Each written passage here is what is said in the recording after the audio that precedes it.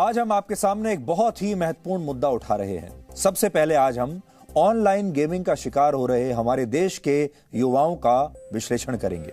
हमारे देश में 41% आबादी यानी लगभग 55 करोड़ लोगों की उम्र इस समय 20 साल से कम है। इसका मतलब यह हुआ कि ऑनलाइन गेमिंग की लत हमारी पूरी की पूरी एक पीढ़ी को बर्बाद कर देगी। दुनिया भर के बच्चे जहां डॉक्टर्स बनेंगे, वैज्ञानिक बनेंगे, इंजीनियर्स बनेंगे या कोई और काम करेंगे, हमारे देश के बच्चे शायद उस समय ऑनलाइन गेम्स खेलते ही रह जाएंगे। और यह विश्लेषण करने का फैसला आज हमें इसलिए करना पड़ा क्योंकि राजस्थान के नागौर में एक 16 साल के बच्चे ने अपने चचेरे भाई की हत्या कर दी। इस लड़के ने लाखों रुपए उधार लेकर ऑनलाइन गेम्स पर बर्बाद कर दिए और फिर ये पैसा चुकाने के लिए वो अपने ही भाई का अपहरण करके अपने ही परिवार से फिरौती लेना चाहता था। इस समय पूरे देश में इस तरह की घटनाएं रिपोर्ट हो रही हैं। हर शहर से ऐसी खबरें आ रही हैं जहां बच्चे ऑनलाइन गेम्स खेलने के लिए अपने ही घरों में चोरियां कर रहे हैं या फिर अपराध कर रहे हैं। इस बच्चे को आप देखिए, इसकी उम्र देखिए। क्या इसकी उम्र किडनैप करने की है किसी को? क्या इसकी उम्र हत्या करने की है? लेकिन इस बच्चे ने यह सब किया है। ये जो बच्चा आप देख रहे हैं, इस बच्चे की हत्या हुई है। इसे आप छत्तीसगढ़ के बिलासपुर से आई इस खबर से भी आज समझ सकते हैं, जहां 19 साल के एक लड़के ने ऑनलाइन गेमिंग की लत में खुद की ही किडनैपिंग की झूठी कहानी रच दी, यानी अपने आप खुद का अपहरण करवा लिया। इस लड़के को भी पबजी खेलने की लत थी और इस चक्कर में यह अपनी बाइक तक बेच चुका था। ऑनलाइन गेम के नेक्स्ट लेवल में जाने के लिए इसे कुछ और पैसों की जरूरत थी और परिवार यह पैसा देने के लिए तैयार नहीं था। इसके बाद इसने अपने ही हाथ पैर बांधे, अपनी एक तस्वीर खींची और अपने माता पिता के मोबाइल फोन पर इस तस्वीर को भेज दिया और लिखा कि उसका अपहरण हो गया है और अगर 4 लाख रुपए उन्होंने तुरंत तय जगह पर नहीं पहुंचाए तो उसकी हत्या कर दी जाएगी। पुलिस ने जब इस पूरे मामले की जांच की तो पता चला कि यह किडनैपिंग इस लड़के ने खुद ही रची थी और ऑनलाइन गेमिंग के चक्कर में यह 15,000 रुपए पहले ही घर से लेकर भागा हुआ था और अब इसे और पैसा चाहिए था। आपको याद होगा, इसी साल अगस्त के महीने में मुंबई से भी ऐसी खबर आई थी। वहां 16 साल के एक बच्चे को पबजी खेलने का शौक था और वो इस गेम के बहुत ही एडवांस लेवल पर पहुंचना चाहता था, जिसके लिए उसने अपनी मां के बैंक अकाउंट से 10 लाख रुपए निकाल लिए थे। यानी ऑनलाइन गेमिंग की वजह से बच्चे अपने ही घर में चोरियां कर रहे हैं, अपने माता पिता के बैंक अकाउंट से पैसा निकाल रहे हैं उन्हें बिना बताए, और हत्या और अपहरण जैसी वारदात को भी अंजाम दे रहे हैं। और यह सब कुछ ऑनलाइन गेम्स की वजह से हो रहा है क्योंकि इन बच्चों को ऑनलाइन गेम्स की लत लग चुकी है। वैसे तो केंद्र सरकार ने भारत में पबजी गेम को बैन कर दिया था, लेकिन अब दक्षिण कोरिया की कंपनी ने इस गेम को एक बदले हुए नाम के साथ भारत में लॉन्च कर दिया है और बच्चे इसका तेजी से शिकार बन रहे हैं। आप जो माँ बाप हैं इस समय जो हमें देख रहे होंगे, आपको तो ऑनलाइन गेम्स के बारे में पूरी जानकारी भी नहीं होगी और आप में से बहुत सारे लोग ये सोचते होंगे कि पबजी तो अब बैन हो चुका है, लेकिन आपके बच्चों को सारी जानकारी है कि पबजी अब किस नए रूप में दोबारा रिलीज हुआ है और पबजी के अलावा और कौन कौन से ऐसे गेम्स हैं जो इस समय यहां पर उपलब्ध हैं, उन्हें कैसे खेला जाता है, कैसे नेक्स्ट लेवल पर पहुंचा जाता है और उसके लिए फिर पैसे कहां से लाने हैं। और यह बात बहुत चिंताजनक है। वो इसलिए क्योंकि भारत इस समय दुनिया के सबसे युवा देशों में से है और ये किसी भी देश की खुशकिस्मती होती है कि उसकी जो आबादी है वो युवा हो, और ये जो समय रहता है कुछ समय तक रहता है। जब तक भारत की आबादी युवा है, ये वो समय है जब भारत के लोगों को सबसे ज्यादा मेहनत करनी है। भारत आर्थिक रूप से सबसे ज्यादा तरक्की कर सकता है क्योंकि अभी हमारे पास युवा संसाधन है और ये युवा भारत को नेक्स्ट लेवल तक पहुंचा सकते हैं। यानी ये युवा जो ऑनलाइन गेम्स खेलकर समय बर्बाद कर रहे हैं, ऑनलाइन गेम के नेक्स्ट लेवल पर जाने के लिए ये पैसा उधार ले रहे हैं, अपराध कर रहे हैं। असल में इन युवाओं को मेहनत करके अपने देश को, अपने समाज को और अपने परिवार को नेक्स्ट लेवल पर पहुंचाना चाहिए था, लेकिन ये कुछ और कर रहे हैं। भारत की 41% आबादी इस समय 20 साल से कम उम्र के बच्चों की है और इन बच्चों को ऑनलाइन गेमिंग एप्स की लत ने अब बुरी तरह से जकड़ा हुआ है। पिछले साल भारत में हुए एक सर्वे में 20 साल से कम उम्र के 65% बच्चों ने यह माना था कि वो ऑनलाइन गेम्स खेलने के लिए खाना और नींद तक छोड़ने के लिए तैयार हैं, और बहुत सारे बच्चे तो इसके लिए अपने पेरेंट्स का पैसा चुराने के लिए भी तैयार हैं। और इसके पीछे कोविड एक बहुत बड़ा कारण है। कोरोना आने के बाद से देश भर में बच्चों के स्कूल लगभग बंद हैं और उन्हें ऑनलाइन पढ़ाई करनी पड़ रही है। ऑनलाइन पढ़ाई के लिए बच्चों को दो चीजें सबसे पहले चाहिए होती हैं, एक तो इंटरनेट का कनेक्शन और दूसरा लैपटॉप, कंप्यूटर या फिर मोबाइल फोन। इनमें से कोई भी एक गैजेट चाहिए होता है ऑनलाइन क्लासेस अटेंड करने के लिए। लेकिन यहां समस्या यह है कि ऑनलाइन गेम्स के लिए भी बच्चों को यही दोनों चीजें चाहिए। अगर आपको ऑनलाइन गेम्स खेलने हैं तो भी क्या चाहिए, आपको या तो लैपटॉप चाहिए या मोबाइल फोन चाहिए और इंटरनेट कनेक्शन चाहिए। और जब से कोविड आया तब से देश भर के बच्चों में ऑनलाइन गेमिंग एप्स की लत बहुत बढ़ गई है और इसका असर एक पूरी की पूरी पीढ़ी पर पड़ रहा है। एक पूरी पीढ़ी बर्बाद हो रही है। एक समय था जब बच्चे स्कूल से आकर अपने दोस्तों के साथ बाहर खेलने के लिए जाते थे। शायद आप भी अपने बचपन में स्कूल से लौटने के बाद या छुट्टी वाले दिन अपने घर के आसपास पार्क्स में खेलने के लिए गए होंगे। उस समय गिल्ली डंडे का खेल होता था, हाइड एंड सीक का खेल होता था, खो खो, कबड्डी और रस्साकशी जैसे खेल हुआ करते थे, जिन्हें आप आउटडोर गेम्स कहते हैं। इसके लिए बच्चे बाहर जाते थे, अपने अड़ोस पड़ोस के बच्चों के साथ, दोस्तों के साथ खेलते थे। इससे उनका शरीर भी ठीक रहता था, फिटनेस ठीक रहती थी। इसके बाद समय बदला और बच्चे स्कूलों में होने वाली एक्टिविटीज तक ही सीमित रह गए और आज बच्चों के लिए उनका लैपटॉप, उनका कंप्यूटर और मोबाइल फोन ही एक नया प्लेग्राउंड बन गया है। खेल का मैदान अब घर के बाहर वाला खेल का मैदान नहीं रहा। अब खेल का मैदान उनके मोबाइल फोन में सिमट गया है या फिर उनके लैपटॉप में सिमट गया है और वो खेल का मैदान है ऑनलाइन गेम्स। और उसमें खेल नहीं होते। ऑनलाइन गेम्स की दुनिया ही एकदम अलग है। उसमें मरने मारने की बातें होती हैं, उसमें युद्ध होते हैं, उसमें बच्चों के हाथ में बंदूकें होती हैं, टैंक्स होते हैं। इस तरह के खेल बच्चे खेल रहे हैं जो कि हिंसक खेल हैं। इस समय हमारे देश के बच्चे एक दिन में औसतन 218 मिनट ऑनलाइन गेम्स खेलते हैं। सोचिए, 218 मिनट। पहले ये 24 घंटे में औसतन 151 मिनट ये औसत था, लेकिन अब ये बढ़कर 218 मिनट हो गया है।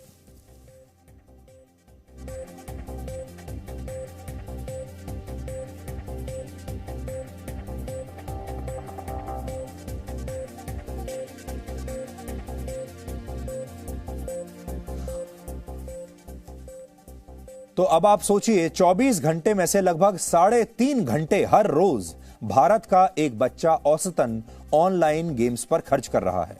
वर्ष 2020 में जब पहली बार लॉकडाउन लगा था, तब इसके शुरुआती कुछ महीनों में भारत में 700 करोड़ से ज्यादा बार ऑनलाइन गेम्स अलग अलग डिजिटल डिवाइसेस पर इंस्टॉल किए गए थे। हमारे देश में भले ही इस समस्या को ज्यादा गंभीर नहीं माना जाता और माता पिता भी इसे ज्यादा गंभीरता से लेते नहीं हैं। ज्यादातर मामलों में तो माता पिता को इसके बारे में पता भी नहीं होता कि बच्चे असल में क्या खेल रहे हैं, कितनी देर तक खेल रहे हैं। लेकिन आप इसे ऐसे समझिए कि ऑनलाइन गेम्स बच्चों को शारीरिक और मानसिक दोनों रूप से बर्बाद कर रहे हैं। इससे बच्चों में मोटापे की समस्या बढ़ रही है, क्योंकि बच्चे अब बाहर खेलने नहीं जाते, सारे दिन घर में बैठकर अपने कंप्यूटर पर या अपने मोबाइल फोन पर गेम्स खेलते हैं, जिसकी वजह से अनफिट हो रहे हैं और उनका वजन बढ़ रहा है। एक रिपोर्ट के मुताबिक कोविड के बाद भारत में बच्चों का वजन सामान्य से 4 से 5 किलोग्राम बढ़ गया है। इसकी वजह यह है कि ऑनलाइन गेम्स के लिए आपको कहीं जाना नहीं होता। आप दिन भर एक ही जगह पर बैठकर ये गेम्स खेल सकते हैं, हिलने की भी जरूरत नहीं है। इससे बच्चों की आंखें भी खराब हो रही हैं और उनकी दृष्टि पहले की तुलना में कमजोर हुई है। बच्चों का स्लीप पैटर्न बिगड़ गया है और वो अब इसकी वजह से कम देर तक सोते हैं, यानी ऑनलाइन गेम्स ज्यादा खेलते हैं और सोते कम हैं।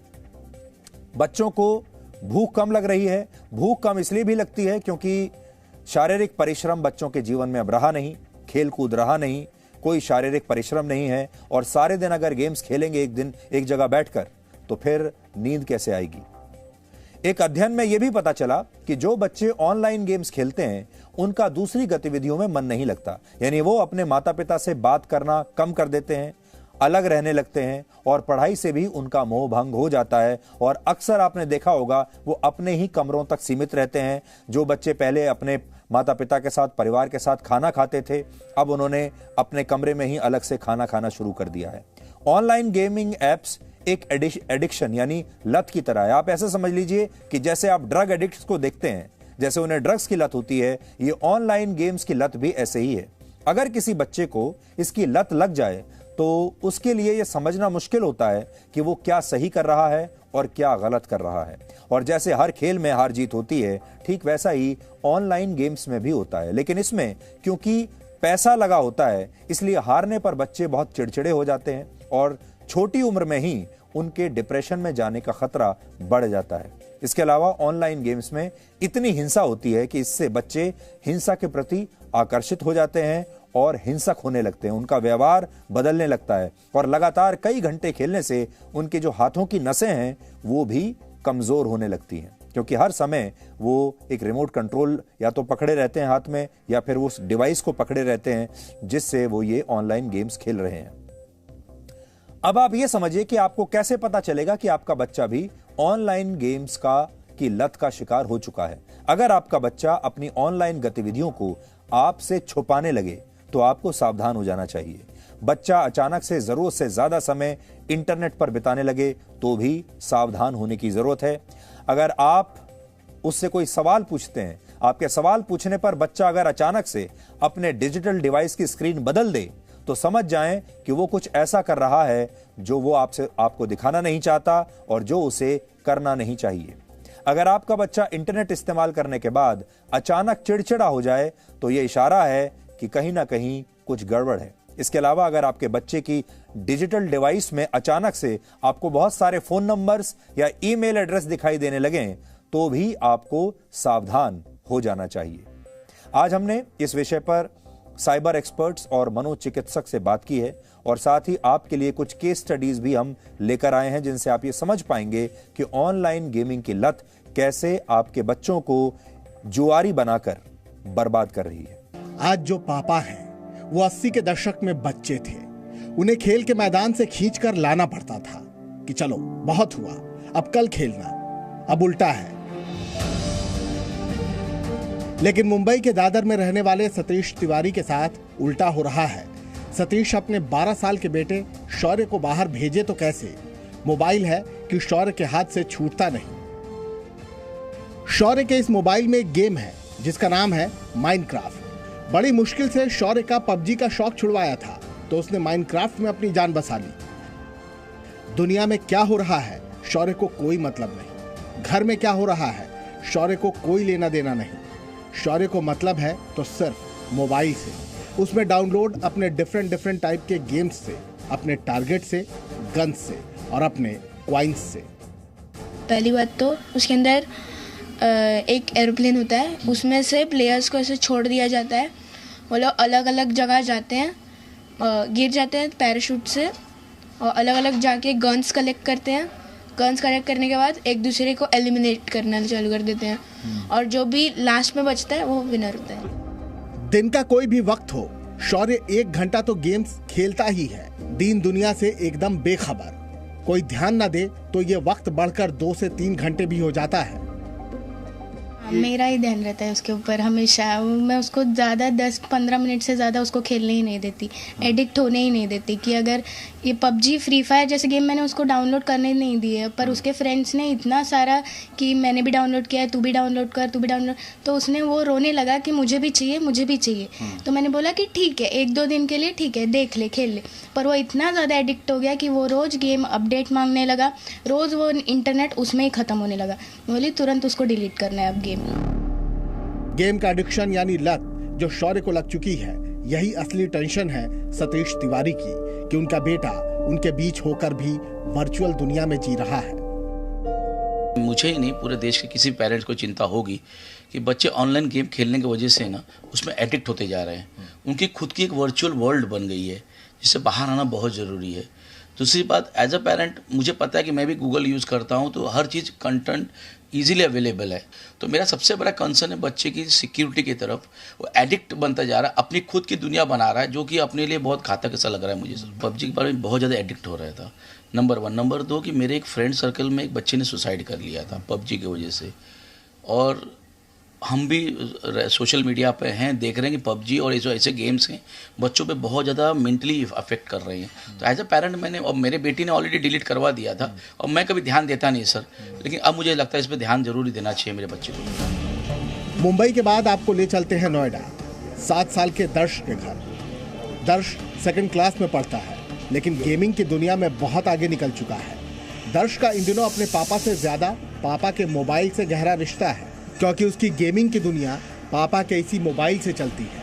न सिर्फ गेमिंग बल्कि यूट्यूब की भी इसकी एक बड़ी दुनिया बन रही है। दर्श अपने मोबाइल पर तरह तरह के गेम्स खेलता है, गन्स इकट्ठी करता है, इसके बाद इन गेम्स के वीडियोस अपने यूट्यूब अकाउंट पर अपलोड करता है, और फिर दिन में 8-10 बार नहीं, कई बार मोबाइल में ये देखता रहता है कि व्यूज़ कितने आए और सब्सक्राइबर बढ़े या नहीं। दर्श की इच्छा भी इंजीनियर, डॉक्टर बनने की नहीं, बल्कि प्रोफेशनल गेमर बनने की है। GTA में अच्छी लगती है मुझे, वो जो उसमें एक आदमी टॉमी, वो मैं ही हूँ। मिशन कहते हैं GTA 5 में, मिशन टैक्सी का, वो एम्बुलेंस में पुलिस को मारना, वो हेड को बुलाना, तो वही गेम होती है। लेकिन शुरू के दिनों में दर्श को गेम्स में एक्सपर्ट बनते देखकर तो पापा रविकांत को अच्छा लगा।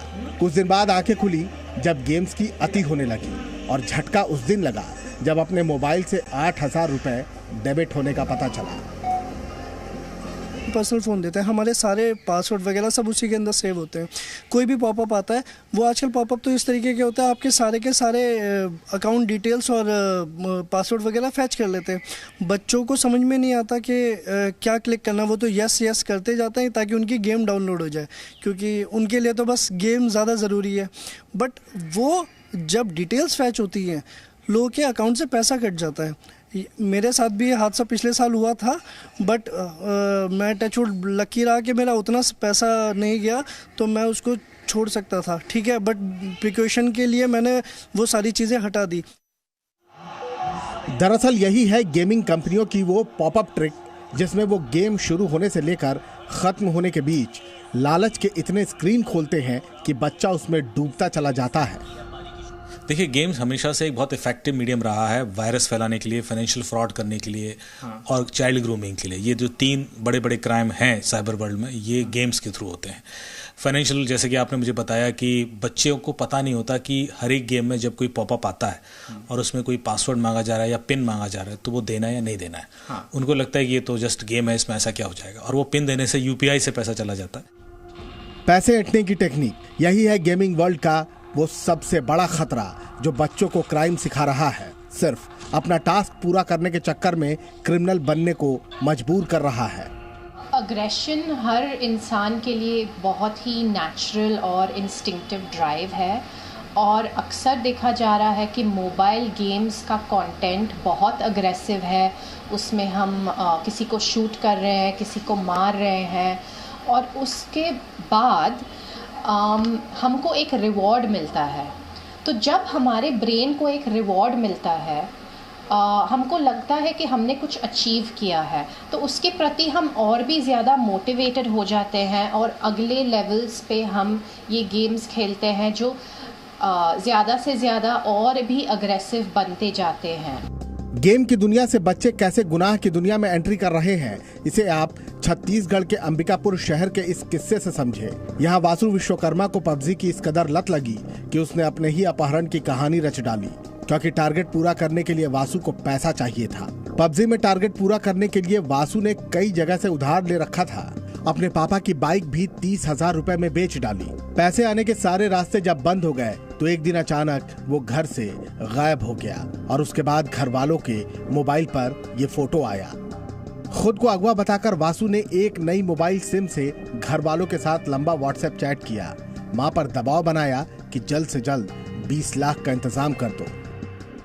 वो मेरा नाती है, और वो वही खेल रहा था पबजी गेम। अब हम लोग को जानकारी है नहीं कि क्या करता है क्या नहीं। ये बताया उस दिन कि नानी मैं गेम जीत गया हूँ, मैं जाने वाला हूँ। मना भी करी मैं। अब उसी दिन की रात से अब कहाँ चला गया तो ही पता ही नहीं चला। और उसके बाद सुबह हम लोग फ़ोन किए कि आ लेने, तो फिर आया ही नहीं। तब से पता चला उसका मोबाइल कहीं बंद नहीं रहता है, बंद रहा। उसके बाद से हम लोग को टेंशन हुआ सब कोई को। फिर शाम को फिर वही रात को आया खबर, मैसेज वगैरह। फिर थाना में जाकर रिपोर्ट किए। लेकिन पुलिस ने मोबाइल लोकेशन से बिलासपुर के एक होटल को ट्रेस किया। वासु जब हाथ आया और कोई किडनैपर नहीं मिला तो कहानी खुली कि किडनैपिंग और घर वालों से पैसा वसूली की ये सारी कहानी सिर्फ पबजी टारगेट के लिए थी। इस रिपोर्ट पे हमने गुम इंसान दर्ज किया। उसके बाद कुछ घंटों बाद इन्होंने ये भी बोला कि ऐसा हमें मैसेजेस आ रहे हैं कि ये लड़का, मतलब ऐसे कुछ मॉर्फ्ड आवाज़ से ऐसे मैसेजेस आ रहा है कि पैसे की डिमांड की बात हुई। ये लड़का अपने फ़ोन से ही खुद को ऐसा किडनैप शो करने की कोशिश कर रहा था। मामले में हमने और जांच की तो पता चला कि ये लड़का एक पबजी गेम खेलता है जिसमें इसको खेलते खेलते इसको और हथियार और इस टाइप की चीज़ें, ऐसे एक्सेसरीज़ लेनी थी। तो एक्चुअली पबजी गेम नहीं है, पबजी का ही कुछ मॉडिफाइड दूसरा नाम है। तो इसमें इसको और पैसे चाहिए थे 1 करोड़ रुपए जीतने के लिए, ऐसा इसका कहना है। तो इसीलिए ये ऐसा खुद ही एक घटना, झूठ मूठ का घटना बनाया। राजस्थान के नागौर का किस्सा इससे भी खतरनाक है। नागौर के डिडवाना में 12 साल के बच्चे को उसी के चचेरे भाई ने गला दबाकर मार दिया। वजह थी फ्री फायर गेम और पैसों का चक्कर। जिस बच्चे की मौत हुई वो नाबालिग था और जिसने हत्या की वो भी नाबालिग था। दोनों को पबजी और दूसरे कई गेम्स खेलने का शौक था, जिसमें काफी पैसा इधर उधर से लेकर लगा चुके थे। परिवार से पैसों की उगाही के लिए पहले तो इस बच्चे को किसी बहाने खेत में ले जाया गया, फिर गला दबाकर हत्या करने के बाद वहीं गाड़ दिया गया। 2 दिन तक बच्चे के घर फिरौती के कॉल आए। पुलिस मोबाइल लोकेशन से आरोपी तक पहुंच गई और फिर खेत खोदकर बच्चे का शव बरामद किया गया।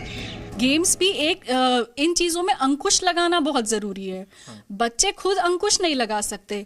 जैसे हर चीज़ पर पेरेंट्स या जो भी अथॉरिटीज़ होती हैं, जैसे टीचर्स अंकुश लगाते हैं, गेम्स का भी पीरियड होता है तो उसमें भी एक लिमिट होती है कि 1 घंटे का पीरियड है, उसके बाद इंग्लिश, हिंदी, मैथ्स की क्लासेस होंगी। ऐसे ही इन चीज़ों में भी अंकुश की ज़रूरत है, वरना इस एज ग्रुप के बच्चे जो कि बहुत जिसे कहते हैं बहुत ज्यादा इंक्विजिटिव हैं, मतलब कि बहुत ज्यादा जिज्ञासा जिनमें बहुत ज्यादा है, जो कि बहुत अच्छी क्वालिटी है। वो जिज्ञासा हमारी मिसयूज हो रही है, उसे हम बहुत ज्यादा प्रोडक्टिवली यूज कर सकते हैं, अच्छा एनवायरनमेंट और अच्छा स्टिमुलस देके। गेम्स की लत से बच्चे न सिर्फ जुर्म की दुनिया में दाखिल हो रहे हैं बल्कि खुद की सेहत से भी खिलवाड़ कर रहे हैं। कुल मिलाकर खतरे की घंटी है उन माता पिता के लिए जो अभी भी नहीं संभले हैं, क्योंकि गेमिंग की दुनिया उनके बच्चों को उनसे दूर कर रही है, एक ऐसे रास्ते पर धकेल रही है जहां पहुंचकर रिजल्ट कुछ अच्छे नहीं। ब्यूरो रिपोर्ट, जी मीडिया। तो हमारे देश में बड़ी संख्या में ऐसे परिवार हैं और ऐसे माता पिता भी हैं जो अभी इन गेम्स को समझते ही नहीं है। उन्हें पता ही नहीं है कि उनका बच्चा इस समय डिजिटल डिवाइसेस पर क्या खेल रहा है। या तो उन्हें ऐसा लगता है कि उनका बच्चा कुछ पढ़ाई कर रहा है, या वो सोचते होंगे कि कोई वीडियो देख रहा है, या गेम्स भी अगर खेल रहा है तो उन्हें इसमें कोई बुराई नजर नहीं आती, क्योंकि बच्चा बहुत सारे मामलों में अपने माता पिता को ये सारी बातें बताता नहीं है। तो हम ऐसे लोगों को बता दें कि ये जो मोबाइल गेम्स हैं, ये जो ऑनलाइन गेम्स हैं, ये एक अंधे कुएं की तरह है, गहरे कुएं की तरह है। इसमें से ज्यादातर बच्चे ऐसे हैं जो एक बार इस गहरे कुएं में गए तो वो अंदर घुसते ही चले जाते हैं, इसमें बाहर निकलने का रास्ता नहीं है। और इसमें ये पूरा पैसे का खेल है। मेंबरशिप भी पैसे से ली जाती है। उसके बाद अगर आपका बच्चा कोई रेसिंग गेम खेलता है तो रेसिंग गेम खेलने के लिए उसके पास अच्छी गाड़ी होनी चाहिए, उस रेस में जाने के लिए उस गाड़ी में अच्छे गैजेट्स होने चाहिए, या फिर उसमें एक बूस्टर लगाना होता है। ये सब पैसे से खरीदा जाता है। इसके अलावा आपका बच्चा अगर रेसिंग गेम्स नहीं खेल रहा है तो इस तरह के वॉर गेम्स खेल रहा होगा जहां हिंसा होती है, जैसे अभी आपकी स्क्रीन पर है। इसमें जीतने के लिए आपको लेटेस्ट हथियार चाहिए होते हैं और उन हथियारों को खरीदने के लिए भी पैसा चाहिए होता है। जितना आप पैसा डालेंगे उतना आप बेहतरीन हथियार खरीद पाएंगे। फिर आप उन हथियारों को इस गेम में यूज करेंगे और तब आप आगे अगली स्टेज तक, अगले लेवल तक जाएंगे। और क्योंकि तब तक आदत पड़ चुकी होती है, लत लग चुकी होती है, इसलिए बच्चे बिना सोचे समझे कहीं से भी, चाहे वो पैसा चुराएं, चाहे कोई अपराध करें, चाहे अपने माँ बाप के बैंक से निकालें, वो लगातार पैसा निकालते हैं और फिर इस गेम में लगाते चले जाते हैं। भारत में इस समय गूगल प्ले स्टोर पर 30 लाख से ज्यादा मोबाइल फोन एप्लीकेशंस मौजूद हैं। इनमें से 4,44,226 ऑनलाइन गेमिंग एप्स हैं, जिनमें से 19,632 एप्स भारत में बनाए गए हैं।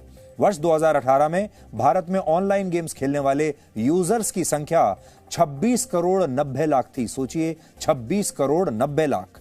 और वर्ष 2020 में यूजर्स की संख्या बढ़कर 36 करोड़ 50 लाख हो गई। और अब अनुमान है कि वर्ष 2022 में यह संख्या 51 करोड़ हो जाएगी। सोचिए, क्या आप कल्पना भी कर सकते हैं कि इस देश में 51 करोड़ लोग ऑनलाइन गेम्स खेल रहे हैं और घंटों घंटों तक लगातार गेम्स खेल रहे हैं और पैसा भी बर्बाद कर रहे हैं और अपना समय भी बर्बाद कर रहे हैं। और सोचिए, जब ये बच्चे जो 15 साल से या 12 साल से 20 साल तक के बच्चे हैं, जब ये इसी तरह गेम्स खेलते खेलते बड़े होंगे तो आगे बड़े होने के बाद ये क्या करेंगे? अपने परिवारों के लिए क्या करेंगे, समाज के लिए क्या करेंगे और इस देश के लिए क्या करेंगे? और जब ये सारे बच्चे बड़े हो जाएंगे और ये अपने अपने परिवारों की कमान संभालेंगे तो इनके परिवारों का क्या होगा, इस समाज का क्या होगा और हमारे देश का भी क्या होगा? और ये सारे बच्चे वो हैं, इन्हें वॉर गेम्स खेलना तो पसंद है, इन्हें इस गेम में फौजी बनना है, इन्हें लड़ाई लड़नी है, लेकिन ये कभी भी भारतीय सेना में लड़ने के काबिल नहीं रहेंगे, क्योंकि इनका शरीर इस काबिल बचेगा ही नहीं कि ये सेना में तो क्या, आमतौर पर भी अपना जीवन ठीक से निभा पाएं या फिर अपने जो बेसिक फिटनेस है उसको भी मेंटेन रख पाएं।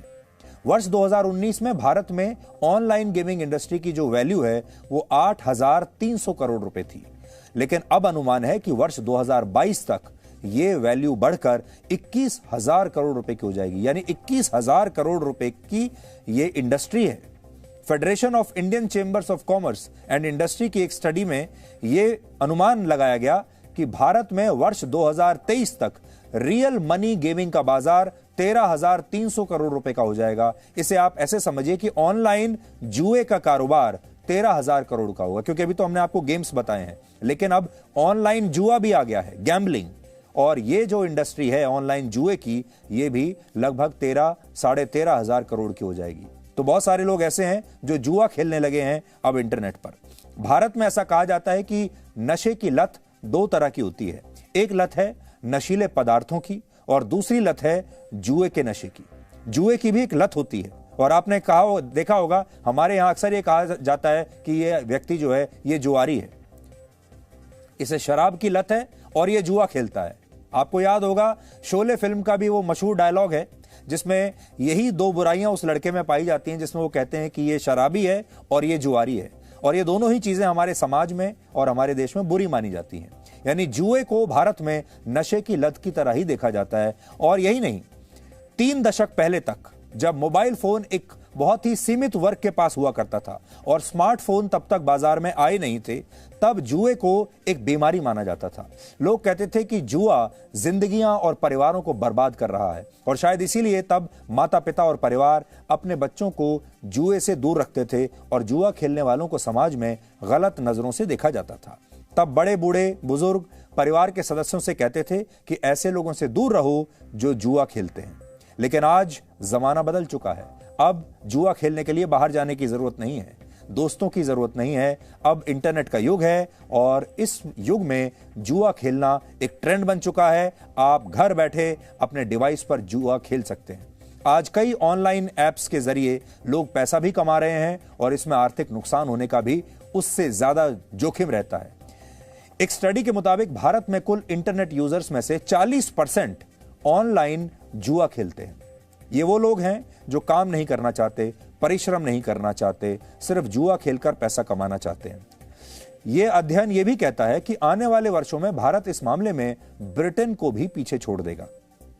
इसके अलावा एक और रिसर्च कहती है कि भारत में 18 साल से ऊपर के 80% लोग साल में कम से कम एक बार जुआ जरूर खेलते हैं, और ऑनलाइन गेमिंग एप्स आने के बाद तो हर रोज जुआ खेलने का ट्रेंड अब बन चुका है। भारत की तरह चीन भी ऑनलाइन गेमिंग का एक बहुत बड़ा बाजार है, लेकिन अब आप सोचिए कि चीन ने क्या किया है, और यहां पर चीन की तारीफ करनी पड़ेगी क्योंकि चीन ने कुछ बातें बहुत अच्छी की हैं।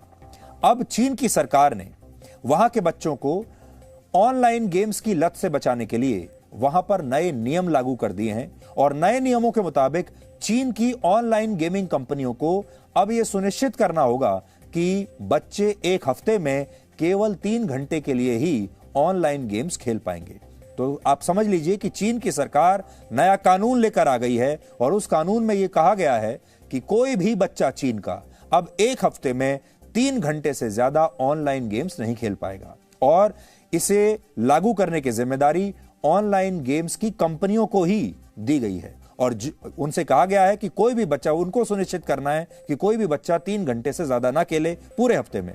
और जो कंपनियां ऐसा नहीं कर पाएंगी, अब चीन की सरकार उन कंपनियों के खिलाफ कार्रवाई करेगी। हमें लगता है कि यह बिल्कुल सही समय है कि भारत में भी इस पर कड़े नियम बनाने की आवश्यकता है। भारत की सरकार को इस पर कड़े नियम बनाने होंगे और बच्चों को इस लत से बर्बाद होने से बचाना होगा, वरना पूरी की पूरी एक पीढ़ी हमारे देश की खराब हो जाएगी। पिछले दिनों राज्यसभा में बीजेपी के ही एक सांसद हैं सुशील कुमार मोदी, उन्होंने कहा था कि अगर ऑनलाइन गेमिंग में इतना ज्यादा पैसा शामिल है तो फिर सरकार इस पर टैक्स लगाने का विचार क्यों नहीं करती।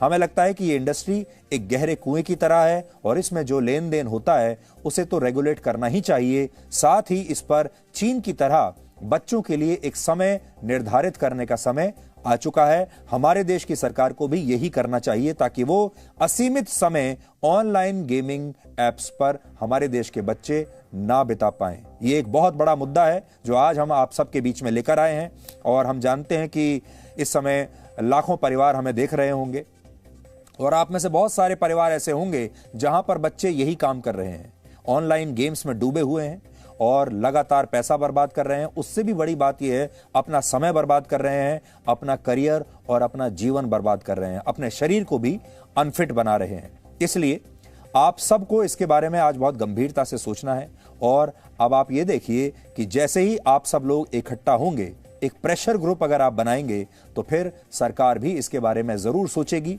ये मुद्दा संसद तक जाएगा, मीडिया भी इस मुद्दे को उठाएगा और हमारे देश में ऐसे बच्चों के लिए कोई ना कोई कानून जरूर बन जाएगा जो हमारी इस पीढ़ी को बर्बाद होने से रोक पाए।